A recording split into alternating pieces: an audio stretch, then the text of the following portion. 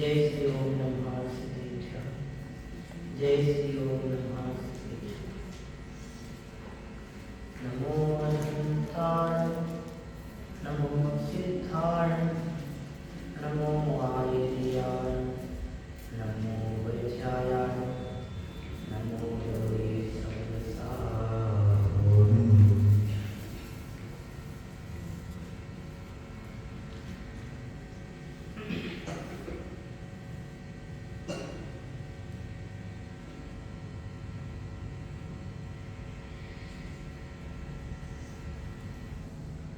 मंगलम भगवान वीरो, मंगलम गौतमो गणे, मंगलम कुंदकुंदात्यो, जैन धर्मोऽस्तु मंगलम्। सर्वमंगलमांगल्यं सर्वकल्याणकारिकं, प्रधानं सर्वधर्माणां, जैनं जयतु शाश्वतं, जैनं जयतु शाश्वतम्।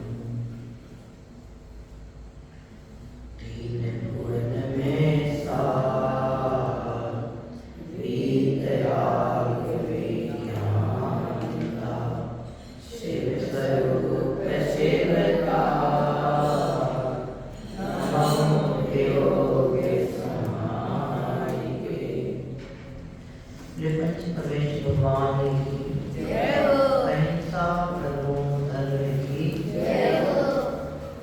पंडित प्रवर दौलत राम जी साहब द्वारा रचित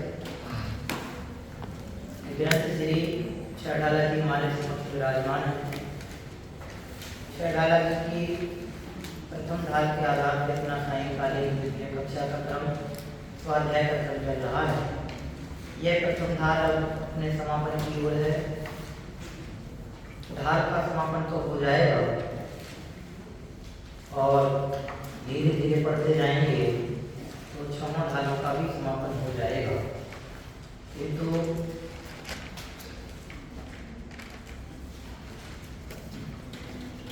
हमारा जो अनादिकालिक ज्ञान है, इस अज्ञान के परिपोषण के कारण हम जिन दुखों को यहाँ पढ़ते आए हैं, वे दुखों का समापन कब होगा? अर्थात हम अनादि से लेकर आज तक जो अनंत संसार में प्रवाहमान होते हुए आए हैं, दुखों को प्राप्त करते हुए आए हैं, उन दुखों को कब विराम प्राप्त होगा? दुखों को पढ़ लिया, दुख कदाचित लगने भी लगे कि ऐसे ऐसे दुख होते हैं, लेकिन उन दुखों को मिटाने का उपाय नहीं किया तो फिर हमने कुछ भी नहीं किया। हम अभी मनुष्य गति की दुख पढ़ रहे थे। मनुष्य गति के दुखों में भी हमने अनेक प्रकार के जो प्रत्यक्ष हमें आंखों से दिखाई दे जाते हैं, ऐसे दुखों की स्थूल रूप से बहुत चर्चा की और ये जानने का भरसक प्रयास किया वास्तव में संसार में दुख ही दुख है। एक दिन बीच में आपसे कहा था कि इस संसार में दुखों की चादर बिछी हुई है, कोई सा भी कोना पकड़ के उठाओ दुखी मिलेंगे। दुख के सिवा दूसरा कुछ भी देखने में नहीं आता। लेकिन एक बात और इसमें विशेष ध्यान रखने योग्य है कि यदि हमारा आत्म रूप पुरुषार्थ हो तो संसार की कोई भी परिस्थिति हमें दुखी नहीं बनाती। ये मनुष्य अवस्था, दैत्य अवस्था, देव अवस्था, नरक अवस्था, ये तो एक समय मात्र की अवस्थाएं हैं, एक सीमित समय की अवस्थाएं हैं, लेकिन मैं समय की मर्यादा में बदलने वाला तत्व नहीं हूँ। इसका मतलब है मर्यादित हूँ ऐसा नहीं है। मैं तो त्रिकाल शाश्वत सदाकाल ज्ञान दर्शन चेतना से संपन्न रहने वाला, जिसका कभी अभाव नहीं होता, ऐसा त्रैकालिक शाश्वत तत्व हो, उसकी ये अवस्थाएं नहीं है। ये तो शरीर की अवस्थाएं हैं, संयोग जनित अवस्थाएं हैं, जिनका संयोग होता है उनका वियोग भी सुनिश्चित होता है। वे अपना इनका भी संयोग होगा, संयोग होते ही वे अपने वियोग का कार्य भी सुनिश्चित लेके आते हैं कि इस समय आपका वियोग, एक संयोग का वियोग होगा। इसलिए ये अवस्थाएं दुखी नहीं बनाती। इन अवस्थाओं को प्राप्त करके जो हमारा अपनत्व होता है वो अपनत्व हमें दुखी करता है। बात मनुष्य गति की कर रहे थे, तो हम बाल्यावस्था को प्राप्त होते हैं, युवावस्था को प्राप्त होते हैं, वृद्धावस्था को प्राप्त होते हैं। ये अवस्थाएं तो शरीर की अवस्थाएं। किसी बालक को वृद्ध कहते तो बालक तिलमिला जाता है। अब तो ऐसा समय आ गया है, किसी उम्रदराज महिला को आंटी कहते तो चिढ़ जाती है। समझ रहे हैं? तो ऐसा कैसा अपनत्व ही हमें दुखी बनाता है, जिसको हम यहाँ मोह कहते हैं। मोह नहीं हो तो इस संसार में यही मोक्ष हो जाए, लेकिन वो मोह मिटता नहीं। श्रीमद् राजचंद्र साहब का एक कथन है कि मनुष्य अवस्था में लोभ नहीं हो तो यही मोक्ष हो जाए। तो उसी आधार से समझो कि यहाँ संसार में मोह नहीं हो तो यही मोक्ष हो जाए। जहाँ मोह वहाँ संसार, जहाँ मोह का क्षय वहाँ मोक्ष। ये संसार मोह के फाउंडेशन पर खड़ा है। हमने मोह का इतना तगड़ा फाउंडेशन बना के रखा है कि हम सोचते हैं, पढ़ते हैं, समझ रहे हैं, उसके बावजूद जरा सा भी दिखता नहीं है। इतना मजबूत फाउंडेशन है। ये बड़ी बड़ी बिल्डिंग बनाते हैं, इनके लिए कितना मजबूत फाउंडेशन बनाते हैं, हिले। कोशिश ये रहती है कि हिले। ऐसी हमने मोह का फाउंडेशन इतना तगड़ा बना रखा है कि संसार बिल्कुल इधर से उधर हिलता नहीं। दशाएं बदल जाती हैं, दशाएं बदल जाती हैं। कभी मनुष्य हो जाएगा, कभी प्रेत हो जाएगा, कभी नरक हो जाएगा, नरक गति में चला जाएगा, कभी देव में चला जाएगा। थोड़े मंद परिणाम हो जाएंगे, अच्छी कसाएं हो जाएंगी। कसाएं कोई अच्छी नहीं होती हैं, लेकिन असुख की अपेक्षा सुख को अच्छा कह दिया जाता है। कभी थोड़े अच्छे परिणाम हो गए तो उसके प्रतिफल में भवनत्व का देव भी हो गया तो सेटिस्फैक्शन हो जाता है। लेकिन ध्यान रखना, वो भी संसार ही है। वे देव गति के देव भी पढ़ने वाले सुखी नहीं है, अपने को सुखी दिखाई देते हैं। मोहियों को दूसरा मोही सुखी दिखाई देता है, या अपने से बड़ा मोही। आपको पता है गरीब आदमी सुखी होता है या अमीर आदमी सुखी होता है? आप कहोगे अमीर आदमी सुखी होता है। क्यों? हम सब व्यवस्थाएं हैं, गरीब के पास तो खाने की रोटी नहीं है, लेकिन अमीर आदमी गरीब आदमी से ज्यादा परेशान होता है। बोलो क्यों? गरीब आदमी के पास खाने को तो नहीं है ना, लेकिन बेमतलब की टेंशन नहीं। 100 रुपए वाले के पास 100 रुपये को संभालने की टेंशन, लेकिन जिसके पास लाख रुपये उसको लाख रुपये संभालने की टेंशन। 100 रुपये संभालने वाला ज्यादा परेशान है कि लाख रुपये संभालने वाला ज्यादा परेशान? प्रैक्टिकल समझ में आता है। जिसके पास जितनी सुविधाएं वो उतना ज्यादा है। सुविधाओं से सुख नहीं आता, मोह के अभाव से सुख प्रकटता है। संपत्तिवान जगत में जितने भी दिखाई देते हैं उनके पास उतनी अधिक सुविधाजनक सामग्रियां होती हैं, तो भी उन सामग्रियों के मोह से तो उतने ज्यादा परेशान होते हैं। पर के प्रति हुआ मोह ही तो दुख का कारण है। अब वो जड़ हो या चेतन, उससे फर्क नहीं पड़ता। मोह तो मोह है। ये मकान किसका? मेरा। झोपड़ी किसकी? मेरी। झोपड़ी तूफान आने वाला है, गिर जाए क्या फर्क पड़ता है? तूफान आने वाला है, इतनी बड़ी, क्या होगा? आप कल्पना करके देखो, कौन अमीर दुखी है, गरीब दुखी है? दुखी तो संसार में है, तो उस अपेक्षा दोनों ही। लेकिन आप कल्पना करके देखो कि जितनी ज्यादा संपत्ति उतना ज्यादा परेशान। संपत्ति कोई सुखी नहीं बनाती, और संपत्ति से कोई सुखी नहीं होता। संपत्ति से कोई सुखी होता तो चक्रवर्ती 6 खंड की विभूतियां छोड़कर के भिक्षा लेके वन में क्यों जाते? ये राजा महाराजा इनको क्या कमी थी? वो सिकंदर का तब मैंने आपसे कहा था, उसको क्या कमी थी? वो क्यों यहाँ से चला जाता? लेकिन उसको जाते जाते एक बात ख्याल में आई, मरते मरते उसको एक ख्याल में आ गया कि वाकई में दुनिया से ले जाने लायक जो था वो मेरे लिए आई, और जिसे ले जाने की कोई व्यवस्था नहीं है उसको जोड़ने के लिए सारा जीवन खत्म कर दिया। हमारी भी हालत उसी सिकंदर जैसी है। जो कुछ हम ले नहीं जा सकते उसको जोड़ने में अपने जीवन को लगाए, और जिसको हम ले जा सकते हैं उसकी हमें शुद्धि नहीं। हम तक तो अभ्यास के बल पर आत्मस्वरूप की पहचान करके उस आत्म शुद्धि को ले जा सकते हैं, वही शुद्धि हम लेना नहीं चाहते। आत्म शुद्धि के बिना, इसको हम आत्मज्ञान भी कह सकते हैं, आत्मज्ञान के बिना कोई ज्ञान ही नहीं, और आत्मज्ञान के अभाव में कोई सुखी नहीं। आत्मज्ञान ही सच्चे सुखी हैं। आत्मज्ञान के अभाव में सुख की कल्पना करना भी निरर्थक है।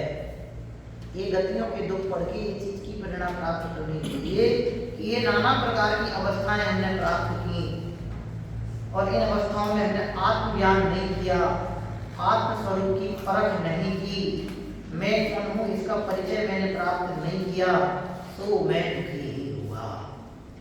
और इन अवस्थाओं को प्राप्त कर लिया, मानो मनुष्य अवस्था को प्राप्त हो गया, अरे त्रियंच भी हो गया, और वहां भी अपने आप का परिचय उसको प्राप्त हो गया, तो सम्यक दर्शन प्राप्त हो गया। पंचम मूल स्थान भक्ति हो जाते हैं ना सम्यक दृष्टि, वहां पे त्रियंच गति में। इसलिए अवस्थाओं से दुख नहीं आता, अवस्थाएं जो प्राप्त होती हैं उनमें अपनेपन से दुख आता है। इसलिए प्रभु अब ऐसी विकृति, ऐसे विभाव भाव ना हो जिनके कारण से तीव्र कसाय के प्रतिफलानुसार कर्मों का तीव्र अनुबंध करके हम वापस इस संसार में रह जाएं। ज्ञानियों का समागम, जिनवाणी की देशना, देव शास्त्रों की छत्र छाया इसी सौभाग्य से प्राप्त होती है। जैन कुल में जन्म हुआ ये मेरा सौभाग्य है। तीर्थंकर भगवंतों की ये छत्र छाया, देव शास्त्रों का समागम मिला, ये मेरा महाभाग्य है। और इनकी छत्र छाया में मैं धर्म पथ पे चलने लगा, ये मेरा परम अहोभाग्य है, ऐसा समझो। जैन कुल में जन्म मिलना ये कोई ऐसी खेल का काम नहीं है। आप कल्पना करो मनुष्य बन के आप ये मीट मच्छी की दुकान खोल के बैठ जाते हैं, तो आपका जीवन वही काटने में, बेचने, बोटी करने में निकल जाए। पता है कि जिनको मारते तो हृदय में हिंसा पहले हो जाती है। जब तक मारने का भाव नहीं होगा तब तक आप शरीर से क्रिया नहीं कर पाए। ऐसा नहीं होता कि पहले मार दिया फिर हिंसा आप सोचो मुझे उसको मारना है, ऐसा होता है। गुस्सा जैसे यहाँ मारना है, पहले यहाँ मार देते हो, अब दिमाग से, मन से, अपने ज्ञान से मारते हो, फिर शरीर से क्रिया होती है। आप कल्पना करके देखो कि उनका जीवन कैसा है। पेट के भरण पोषण के लिए कितने जीवों की प्रार्थना कर रहे हैं। सुबह से उनकी प्रातः काल की प्रथम किरण उससे ही निकलती है, मार काट से, रक्त प्रवाह से। आप कल्पना करके देखो। और अपन को अवसर प्राप्त हुआ है किस चीज का, कि अपने प्रातः काल पंच परम परमेश्वर भगवान के स्मरण से प्रारंभ है क्या नहीं सौभाग्य। तो उनके जीवन में और अपने जीवन में जमीन आसमान का अंतर हो गया कि नहीं हो गया। अभी जमीन आसमान का अंतर अपने को लगे तो उत्तम, नहीं लगे तो फिर अपने दुर्भाग्य की महिमा कौन कहेगा। इसलिए दुख पड़े, ये अवस्था जन्म दुख हमने जो देखे, प्रत्येक गति के जो दुख हम देखते जा रहे हैं, इन सब दुखों से एक ही चीज समझना कि हम आत्मज्ञान प्राप्त नहीं करते, आत्मस्वरूप को पहचानने का उपक्रम को साथ नहीं करते। इस कारण से ये दुखों की श्रृंखला अनवरत रूप से चली आ रही है। अनवरत माने लगातार, आज तक विराम को प्राप्त नहीं। सम्यक दर्शन प्राप्त करेंगे। कितने बार पढ़ते कि नहीं पढ़ते, और उसमें आगे पढ़ते सब से नहीं डरेंगे। पर लास्ट में क्या पढ़ते हो, भगवान को प्रॉमिस देते हो, भक्त नहीं भगवान बनेंगे। और जोर जोर से, उत्साह से, उमंग से पढ़ते हैं, भक्त नहीं भगवान बनेंगे। अरे सिस्टम से भक्त तो बन जाओ। मार्ग है, उद्देश्य भगवत्ता का ही, लेकिन प्रवर्तन हमारे भूमिका के अनुसार भी होना चाहिए। उस साइड को हीनता प्रदान नहीं कर रहे, लेकिन परिस्थिति की बात कर रहे हैं भैया। अभी हम किस परिस्थिति में, हमारा आधार क्या है, हमारा फाउंडेशन क्या है, वो तो हम आंखें। अभी हमें संसार में भय ही नहीं लग रहा है, संसार से भय ही नहीं लग रहा है, संसार में दुख ही नहीं लग रहा है, संसार की परेशानी नहीं लग रही है। अभी तो मजे आ रहे हैं, वाह क्या मजे, काश मैं भी prime minister of the India या कहीं का भी होता, मजा आ जाता। क्या मजे हैं लोगों के, जहाँ जाना इशारा करो, इतनी force, flight, helicopter, guard, security है, क्या जलवे हैं अभी लोगों के, जलवे क्या आते कि नहीं। अभी आपको बड़ा अच्छा ऑफिसर आ जाए, 20-25 सिक्योरिटी गार्ड हो, तत्काल अपने दिमाग में क्या था कि हम भी ऑफिसर बनेंगे, पढ़ लेंगे। भगवान को देख के ऐसा नहीं लगता कि हम भी भगवान कहेंगे, भक्त नहीं भगवान बनेंगे। भगवान को देख के वही सब अर्घ्यम नृपाम की स्वाहा, चंदन नक्षत्र नैवेद्यम नृपाम की स्वाहा, चलो भगवान भगवत गया, उसकी पूजन कंप्लीट कर कर आए। और कल आके फिर क्या करते हैं, अविनाश मुनि तो फिर कौन कहेगा, कौन कहेगा, कौन कहेगा। अनंत भवो यूं ही खोए, पर का बोझा ढोए, तेरी कथा, तेरी कथा, तेरी कथा तुझको सुनावे रे, जिन वाणी सुन ले भैया, जिन वाणी सुन ले। मौका मिल गया है, ऐसा कहते हैं ज्ञानी जन, अब सब ओर से अवसर आ गया है, अब कहीं भी दाव चूकने जैसा नहीं है, अब मत चूको दाव,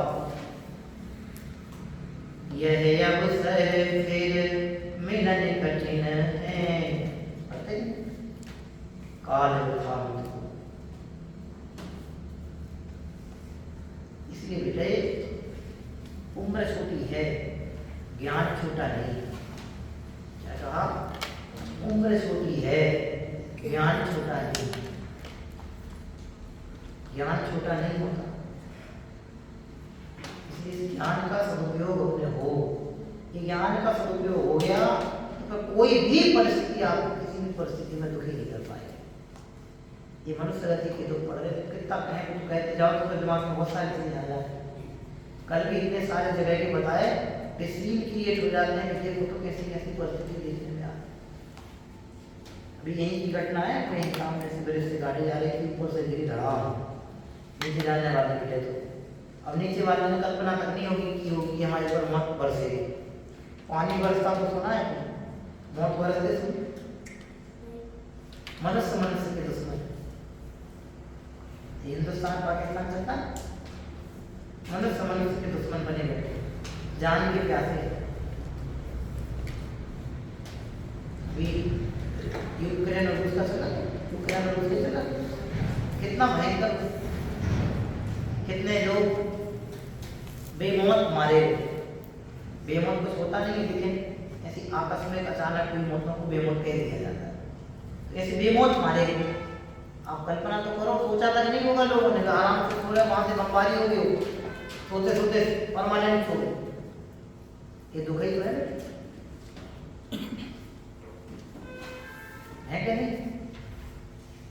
इसलिए देखिए, और ये लिख रहे हैं, क्या लिख रहे हैं, अंतिम लाइन है, इस प्रकार यह जीव तीनों अवस्थाओं में आत्म स्वरूप का दर्शन अर्थात पहचान ना कर सका। बाल्यावस्था में विधि विधि विधि, मनुष्य बोलता है, मनुष्य office, mummy sorry I am very busy now, मैं अभी बहुत ज़्यादा बिजी हूँ, बात नहीं कर सकता। ऑफिस से निकलने, मम्मी मैं अभी ट्रैफिक में थोड़ी देर बात करता हूँ, मैं नहीं है, बिजी बिजी बिजी बिजी। अब तो और आने वाला समय ऐसा भयंकर है, नौकरियों का जमाना है। पहले तो व्यापार थे अपन बनियों के हाथ में, तो व्यापार भी जाते जा रहा, नौकरी का क्रेज बढ़ रहा। तो आने वाले समय में 10-15 सालों में तो और समय नहीं रहना, इतनी पराधीनता होने वाली है। अभी तो पुराना पैसा सब लोगों के पास में है तो धन संपन्नता है। अब नौकरियों का क्रेज बढ़ जाएगा तो नौकरी में तो एक शॉर्ट इनकम होती है, ना इतनी संपत्ति होगी और ना इतने ज़्यादा वर्चस्व होगी, सब कुछ खत्म कर बैठेंगे अपने यहाँ। बहुत भयंकर समय आने वाला है। ज्यों ज्यों काल बढ़ता जा रहा है त्यों त्यों काल बढ़ी और अधिक अधिक दुर्गति करने वाली है। पांचवा और छठवां काल हीन काल माने जाते हैं। अध्यात्म की अपेक्षा से कोई काल नहीं होती, लेकिन यहाँ धर्म, पुरुषार्थ, संघनन, शक्ति, सामर्थ्य, सदाचार ये सब कुछ घटता जाता है। इसलिए बुद्धि, आयु, बल, विवेक ये सब कुछ हीन होता जाता है, घटता जाता है पांचवें छठवें काल। इसलिए इन सब की अपेक्षा से पांचवें और छठवें काल को हीन काल कहा जाता है। दिन पर दिन सब कम होता जा रहा है, तो ये भी दुख है। अब ये लगता नहीं है, इसलिए समय के रहते समय को साध लो तो दुनिया में किसी को नहीं साधना पड़ेगा, और समय के रहते समय को नहीं साध पाए तो सर्वत्र सब किसी को साधते हुए होना पड़ेगा। जैसे बोलते हैं ना, जो बच्चे पढ़ नहीं पाते तो उनके लिए क्या उलाहना दिया जाता है कि बेटा पढ़ लो, नहीं पढ़ोगे तो सबके आगे पीछे घूमना पड़ेगा, और पढ़ लोगे तो किसी के आगे पीछे नहीं घूमना पड़ेगा, सब तुम्हारे आगे पीछे घूमे, उलाहना देते हैं। ऐसे यहाँ तब तो अभ्यास करने का समय मिला है तो अभ्यास कर लो, नहीं तो संसार के रखे हुए इधर उधर रगड़ना पड़ेगा। और यदि तब तो अभ्यास समय के रहते नहीं किया तो परिस्थितियां होनी ही, और कर लिया तो जैसे भी विराजमान होते वैसे हम भी बिल्कुल परम शांत सौम्य मुद्रा के धीन होकर के परमानंद का वेदन करते हुए सिद्धांत में मस्त होकर बैठे। ज्ञान चेतना जग गई, जीव भगवंत हो गया, रोम रोम संत हो गया, प्रेम जब अनंत हो गया। ज्ञान चेतना जगी तो सारा काम हो। ज्ञान चेतना नहीं जगी इसलिए दुख, ज्ञान चेतना जागृत हो गई माने पुरुषार्थ वर्तने लगा तो सुख, इतनी सी बात। अब आगे देखो, मनुष्य गति में तो भयंकर तो भोगेगा। अब यहाँ से फिर एक अंतिम गति और बची है, तीन तो पढ़ ली, एक गति और बची देव गति। अब देव के नाम पे भी अपन बहुत ज्यादा कल्पनाएं की हुए बैठे हैं। देव का नाम सुनते ऐसे लगता है कि फुल फैसिलिटी वहाँ कोई कमी नहीं। वस्तुतः स्वर्गों में कोई कमी है भी नहीं, लेकिन सब देवों की अपनी अपनी अलग अलग कैटेगरी है, सबका अपना अपना पुण्य है। सब स्वर्गों में सब देवों की अपनी अपनी व्यवस्थाएं हैं, समझ आए ना। तो देव भी परमानेंट पूर्ण सुखी नहीं है। अगर पूर्ण सुखी हो जाए स्वर्गों के देव तो फिर भी वहां से छूट के वापस क्यों आए, वहां आयु पूरी क्यों? जहां आवागमन रहता है वहां पूर्ण सुख नहीं हो सकता। देवों की भी एक मर्यादा है ना, 33 सागर ही तो है, 33 सागर तक तो रहेंगे, कम से कम 10,000 वर्ष, अधिक से अधिक 33 साल तो उतना ही तो रहेंगे स्वर्गों में। वो होने के बाद माना पड़ेगा कि नहीं आना पड़ेगा वापस? आते हैं कई देव सीधे स्वर्ग से एक बन जाते हैं, घास फूस पेड़ पौधे पत्ते पत्ते हो जाते हैं। एक इंद्रिय माने निगोदी, निगोदी अब एक इंद्रिय होते हैं, बिरला में रखते हैं, क्षुद्र अवस्थाएं प्राप्त हो जाती हैं। आप सोच के तो देखो। इसलिए बेटे वहां पे भी समझेंगे, देखो पढ़ते हैं देव गति में भवनत्रय के दो। भवनत्रय माने भवनवासी, व्यंतर और जो देव होते हैं, तीनों को भवनत्रय बोलते हैं। जो भवनों में है वो भवनत्रय। देखो पढ़ते हैं, कभी काम निर्जरा करें, भवनत्रय में सुर तन करें।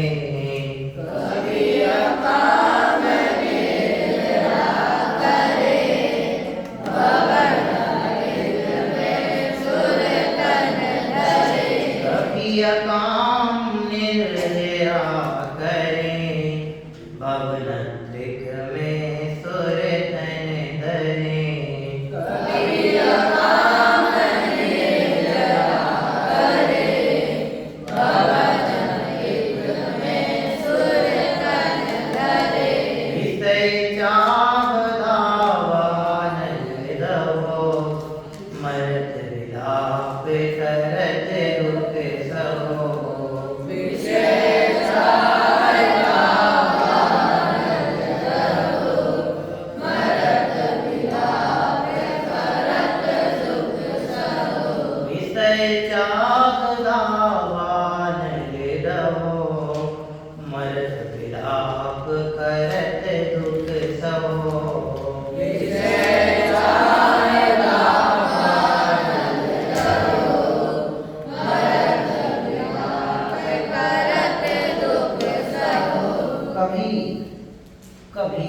समझते हो?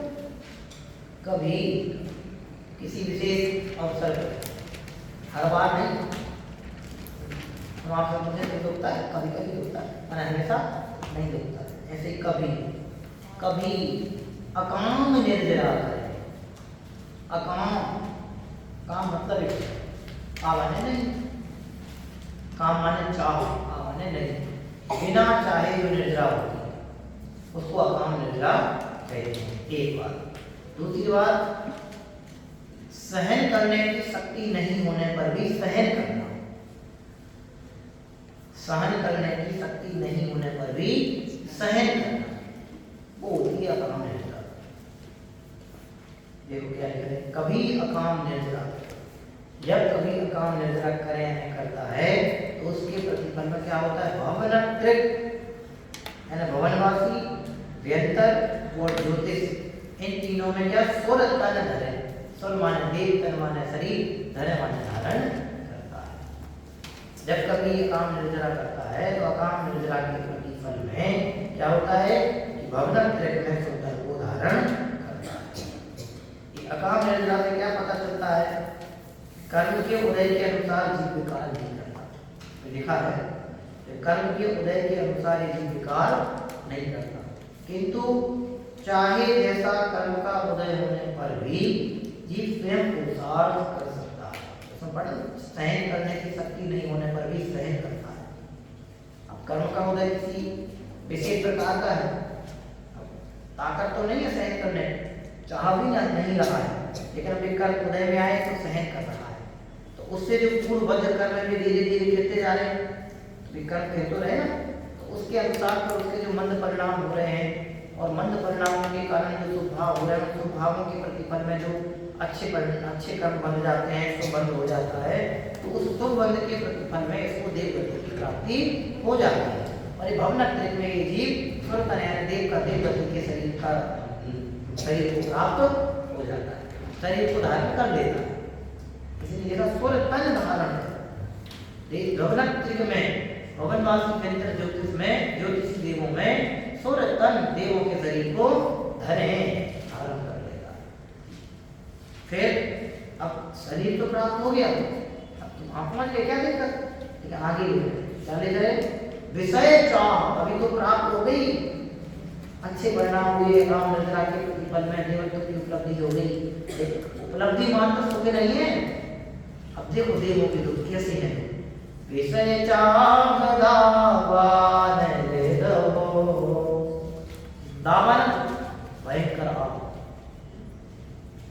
भयंकर आग, उस आग भयंकर तेज आग में जैसे जलने पर भयंकर दुख त्रास उत्पन्न होते हैं, ऐसी विषय चाह दावानन, विषय चाह विषयों की इच्छा। विषयों की इच्छा माने 5 इंद्रिय विषय भोगों की इच्छा। एक एक इंद्रिय में कितनी लंबी चौड़ी कहानी है वो आप सोचना। 5 इंद्रिय के विषय भोगों में यदि वृषा फंसा है, उन विषयों की पूर्ति के लिए तो सारे ठटकर्म करता है, उन विषयों की पूर्ति के लिए तो अपने बुद्धि को इधर उधर भुलाता है, उन विषयों की पूर्ति के लिए तो सारे प्रयत्न कर रहा है, उन विषयों में ही सुख मान करके तो उनके भरण पोषण में तो समय लगा रहा है। कोई लिख रहे विषय विषयों की इच्छाओं में क्या करता है, दावानल दहो जलता रहता है, सुनकर धारण करता है। वहां पर भी विषयों की पूर्ति में ही मस्त होकर के अपना समय व्यर्थ करता है। विषयों में बुद्धि को रमाना बुद्धि का दुरुपयोग है। क्या कहा, विषयों की पूर्ति में बुद्धि को रमाना बुद्धि का दुरुपयोग है, और ये विषय मुझे सुख के जनक नहीं है, विषयों से दुखी ही होगा, ऐसा समझकर के उन विषयों से दूर हटना, विषय भोगों से अपने चित्त को हटाना, ये बुद्धि का दुरुपयोग है। लेकिन यहाँ क्या लिख रहे, विषय चाह दावान ले दो। वहां स्वर्ग में देवत्व की उपलब्धि हो जाती है, भवनत्रिक में ये हो जाता है, वहां पे इन विषयों की पूर्ति में लग जाता है। अब किसी के विशेष पुण्य का उदय तो ज्यादा मिलते हैं, किसी को कम मिलते हैं, तो भाई एक दूसरे के विषय करके आपस में जेलसी करते रहते हैं। जैसे तुम इंटेलिजेंट वो इंटेलिजेंट नहीं, तो तुम जो इंटेलिजेंट नहीं है वो इंटेलिजेंट से मिलता है। ऐसे भी देव एक दूसरे के वैभव को देख करके क्या होते हैं, जेलसी करते हैं। ईर्ष्या बहुत बड़ा दुख है। जेलसी माने ईर्ष्या। ईर्ष्या से बहुत संकट ही संकट है। ईर्ष्या करने वाला व्यक्ति, ईर्ष्या करने वाला जीव खामोखा दुखी होता रहता है। समझ आया ना? ईर्ष्यालु जीव कभी सुखी नहीं हो सकता। ईर्ष्यालु जीव झगड़ा नहीं भी करे, मार पटाई नहीं भी खाए तो भी दुखी बना रहता है। तुम पढ़ लिख के कलेक्टर बन जाओ, तुम्हारा बेटा पढ़ लिख के कंडक्टर भी नहीं बन पाए, तो भले तुम दोनों में प्रगाढ़ मित्रता हो, लेकिन उस बच्चे की माँ साथ ही रहते थे। आओ तो शॉर्ट लगा ली, नकल मिल गई होगी, खाम उठाई, चाहे तो पसंद दे दो, तुम भी तुम्हारे बेटे ऐसे हो। लेकिन ईर्ष्या व्यक्ति को शांत रहने नहीं देती। ईर्ष्यालु व्यक्ति शांति को संवेद ही नहीं सकता। ईर्ष्यालु व्यक्ति शांति को प्राप्त हो ही नहीं सकता है। शांति माने सुख। ईर्ष्यालु व्यक्ति अपने आप खामोखा ही दुखी होता रहता है। ये देव भी एक दूसरे का वैभव देख करके, अपने से ऊंचे देवों का वैभव देख करके बेमतलब में दुखी बने रहते हैं। देवों में भयंकर वेदना है। अब देवों में घोड़ा गाड़ी मतलब विमान वगैरह होते हैं, तो ये कोई ऐसे सवारी करने के लिए गाड़ी वाहन अपने जैसे थोड़ी ना। बड़े देव छोटे देवों को अपने से, उस दिन चतुर्सूत्र की क्लास चली 10 लक्षण के टाइम पे तो बताया, बड़े देव उनको ऑर्डर देते तो उनको उनका वाहन बनना पड़ता है, सवारी के लिए बनना पड़ता है। क्रिया समझ जाए। अब सोचो, उन्होंने बोला ऐसे बोलते हैं, तो यहाँ से ऑर्डर पास हुआ, उन्होंने उसको फॉलो किया। अब उसने फॉलो किया इनका ऑर्डर, उसके लिए हिंसा लगी ना, क्या है, लेकिन व्यवस्था है, वहाँ का डिसिप्लिन चलता नहीं है, प्रतिकार नहीं कर सकते, वो दुख है। प्रतिकार करने की व्यवस्था नहीं है वहाँ। ऑर्डर मिला, फॉलो करना है, कर ही नहीं सकते। वे बेचारे दुखी होते रहते, उड़ते रहते, अपनी भाषा को उड़ना, उड़ते रहते हैं, लिख रहे विषय चाह, एक एक विषयों की पूर्ति के लिए परेशान। फिर देवों के द्वारा जो आपसी ईर्ष्या होती है उसके कारण परेशान। अपने भी सारे विषय वो भोगते रहते हैं। अब एक समय तक बहुत अच्छे मिले, और जैसे ही वो संकेत मिल जाते हैं देवों, उनकी मंदार माला गले में जो होती है मुरझाने लगती है, आयु से शरीर सिकुड़ने लगता है। समझे? तो ये शरीर के संकेत मिलने लगते हैं। अंत समय में जैसे मंदार माला मुरझाई, तो उस माला को 6 महीने में मुरझाने लगती है देवों की मंदार माला। अपन को मनुष्य में ऐसी व्यवस्था नहीं है, लेकिन स्वर्ग में देवों की ऐसी व्यवस्था है कि मृत्यु के 6 महीने पहले उनके गले में जो माला होती है, जिसका नाम है मंदार माला। कौन सी माला है? मंदार। वो मंदार माला 6 महीने पहले मुरझाने लगती है। तो जैसे ही वो माला मुरझाने लगती है, तो वे समझ जाते हैं कि अब मेरा अंत समय आ गया। उसके पहले तो वो मस्त बने रहते विषयों में, ये करो, वो नृत्य गान सब ऐसे। जैसे माला का संकेत मिलता है, तो उसी समय से विलाप करने लगते हैं, विलाप करने लगते हैं, माने विलखने लगते हैं। हो अभी जो मेरे सोचो तो 6 महीने पहले संकेत मिल गया कि मैं मरने वाला हूँ, तो हम क्या करेंगे? बिलखने लगते हैं, परेशान होने लगते हैं, मरने वाला हूँ, सब छूट जाएगा, वैभव सुख संपत्ति, अप्सराएं, देवांगनाएं, देवियां हैं, समझ लो सब कुछ। तो वे इस सोच के परेशान पढ़ते ना, मरती बिरिया जीव को कोई न राखन हार। मरते काल में कोई भी किसी को रखने वाला है, शरणभूत नहीं है, उन देवों को भी कोई शरण नहीं है। इस धरती का एक अकाट कर सकते है, इसको काटा नहीं जा सकता, भले माने या नहीं माने, वो सत्य है मौत, मृत्यु। इस मृत्यु को कोई टाल नहीं सकता, आया है तो जाएगा। जिन जिन ने भी मौत को टालने का प्रयास किया, वे सारे के सारे प्रयास उनके निष्फल और व्यर्थ हैं। मृत्यु को कोई नहीं टाले। मृत्यु एक शाश्वत सत्य है जो कोई बदला नहीं जा सकता। जिन्होंने मौत को जीता तो जा सकता है, लेकिन मौत को बदला नहीं जा सकता। मृत्यु को विजय प्राप्त की जा सकती है, लेकिन मृत्यु को टाला नहीं जा सकता। समझ अंतर समझ आए? दो बातें बोली। मृत्यु एक शाश्वत सत्य है, इसे बदला नहीं जा सकता। मृत्यु को टाला नहीं जा सकता, मृत्यु को बदला नहीं जा सकता, लेकिन मृत्यु को जीता जा सकता है। मृत्यु को विजय प्राप्त किया जा सकता है। हमारे भगवंतों ने जन्म मरण को जीत लिया है, टाला नहीं है, जीत लिया, तो विजय प्राप्त कर ली। सब कर्मों को जीत लिया, सब कर्मों को परास्त करके विजय प्राप्त कर ली और शाश्वत सदा काल के लिए, शादी अनंत काल के लिए अब सिद्धालय में विराजमान हो, अब कभी वापस नहीं आए। ऐसे यहाँ लिख रहे हैं मरण, ऐसी मरने का काल सन्निकट आता जाता है। विलाप, विलाप समझे? विलाप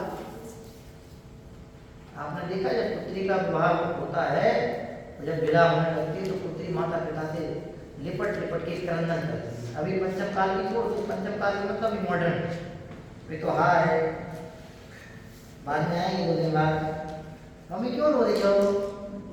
समय आ गया। अभी आज से 10 साल पहले की ले लो, पर ये बिल्कुल लिपट लिपट के रो के जाते थे।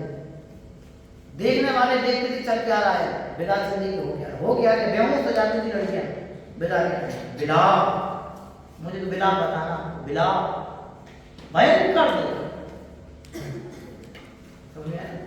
ऐसी बिला करत करते करते दुख सहो सहन करता है, मरते मरते विलाप करते हुए मरता है और भयंकर दुख सहो, दुख सहन करता है। कौन? देव। भवनंतर में जिसने सुल्तान धारण किया था, वो मनुष्य की बात नहीं कर रहे, देव की बात कर रहे। देव भी ये देवपति के देव भवनंतर जो देव है, ये भी मरण के काल में ऐसे परेशान थे। उच्च गति उच्च जाति के जो देव हैं, उनकी बात अभी यहाँ नहीं की, लिख रहे हैं आप 6 महीने पहले से परेशान कर रहे हैं। इसलिए कोई भी गति सुखदायक नहीं है, क्योंकि किसी भी गति का निवास स्थान शाश्वत नहीं है। पंचम गति को छोड़कर, सिद्ध अवस्था को छोड़कर और लोक का कोई ऐसा भाग नहीं है जहाँ सदा काल के लिए रहा जा सके। वो सिद्धालय में भी जो मुक्त जीव है, वे लोग के अग्रभाग में भी निबुद्धियां घूमते रहते थे, लोग के वर्णन में पढ़ते ना, तो वे नहीं, उस सिद्धालय में भी जो मुक्त हैं, 8 कर्मों से जो मुक्त होकर के वहां निर्मुक्त अवस्था को प्राप्त हो गए हैं, वे वापस कभी नहीं आएंगे, वे तो भोगते हैं। इसलिए बेटे यहाँ से चारों गति की जो पढ़ लिया है, ये चारों बच्चों की जो चीख करके हमसे कह रहे भैया धर्म के मार्ग से देखिए। एक अच्छा भजन है प्रेरणादायक, लोग ऐसा बोलते हैं बच्चों को बोलते हैं, अरे इनके खाने पीने के दिन है, ये क्या धर्म करेंगे, बड़े हो जाएंगे, बुढ़ापे में धर्म किया जाता है। ये जरूरी नहीं कि सबका बुढ़ापा है। आज की घटना है, 15 साल की बच्ची प्रेग्नेंट हो गई, मालदीव पेपर में था आज, मालदीव और जीवन का सड़क के किनारे कहीं पे। बुढ़ापा कौन सा बुढ़ापा है? धर्म कर मस्त जवानी में बुढ़ापा किसने देखा है, न जाने कब अंधे हो जाए, नहीं फिर दर्शन कर पाए। दर्श कर मस्त जवानी में बुढ़ापा किसने देखा है, चलो हम जिनवाणी सुन आए। पूरे स्टेपों से जिनवाणी सुनो, दर्शन करो, अभिषेक करो, तीर्थ यात्रा करो। किसने देखा बुढ़ापा है? बुढ़ापे में धर्म करेंगे, भरोसे में मत रहे, जरूरी बुढ़ापा है, समझे ना? इसलिए प्रेरणा की बात है, ध्येय सम्यक दर्शन का हो, पुरुषार्थ सम्यक दर्शन का हो, विशुद्धि सम्यक दर्शन के लिए हो, तो जीवन की सार्थकता है। अन्यथा चारों ओर दुख ही दुख के पैगाम फैले हुए हैं, दुखी दुखी व्यवस्थाएं हैं। संसार में किसी को सुख नहीं है, कहीं भी सुख नहीं है, कोई भी सुखी नहीं है, ऐसा समझेंगे तो मार्ग मिलेगा। और संसार में दुख नहीं लगेगा तो दुखी दुख से फिर कोई नहीं बच सकता। हमसे पहले भी हमसे बड़े बड़े हो गए, हमसे अच्छे कहने वाले आ गए, तुमसे अच्छे सुनने वाले आ गए, समझ में आए? ये सारी व्यवस्थाएं तो अनवरत चलती रहेंगी और चलती रहेंगी, लेकिन इनसे प्रेरणा प्राप्त करके समझना कि चारों गतियों में सिर्फ और सिर्फ दुख है, कोई भी सुखी नहीं है। इसलिए बेटे इन दुखों को पढ़ने के उपरांत ऐसा समझ लेना चाहिए, जब देव सुखी नहीं है, मनुष्य सुखी नहीं है, तो त्रेत और नारद की तो क्या बात है। देव थोड़े अच्छे लगते थे ना, अपन मनुष्य को समझते, नारद को अच्छे लगते नहीं। हम आपसे पूछे तो चार गति में से आप क्या बनना चाहोगे? मनुष्य तो वही नरक कैंसर, त्रियंच कैंसर, मनुष्य वो तो है, तो क्या ऑप्शन था? हाँ हाँ कभी देव बन जाएंगे, लेकिन अपने देव में सुखी नहीं, अपना ध्येय सम्यक दर्शन पूर्वक उस निर्मुक्त अवस्था को प्राप्त करें। निर्मुक्त हूँ स्वभाव से निर्मुक्त बनूंगा, बड़े बड़े साहब की रचना है। निर्मुक्त हूँ स्वभाव से निर्मुक्त बनूंगा, स्वभाव से निर्मुक्त हूँ तो निर्मुक्त ही बनूंगा। ये अपना ध्येय हो तो मार्ग मिलेगा, कल्याण होगा, बाकी संसार में कहीं सुख नहीं है। ऐसा निर्णय करके चार ऐसे दुखों का पिटारा है, दुखों से भरी हुई है, दुखमय ही है, दुख रूप ही है, ऐसा समझ करके इनको छोड़ने का, इनसे छूटने का पुरुषार्थ अपना जगे, ऐसी भावना के साथ अभी विराम देते हैं। ओम नमः शिवाय।